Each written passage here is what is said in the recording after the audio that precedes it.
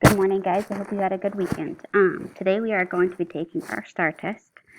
So we'll first do our 20 Needs of Alexia, linked there, and then we're going to take our STAR test. Getting onto the STAR test will be a little different this year, so I wanted to make sure to go over those directions. I'm going to click right here.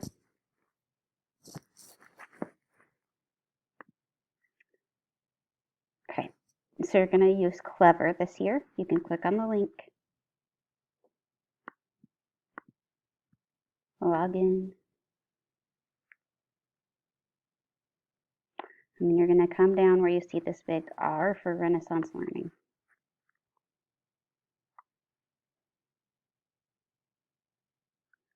And then that should bring you to the web page.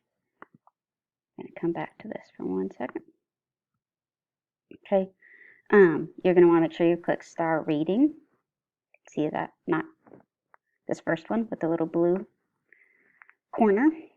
And then you just want to double check and make sure your name is there before you click Start. And please also wait for me to give instructions before you start. And then, once we are finished with STAR, we are going to keep working on that creative writing. And let me know if you have any questions.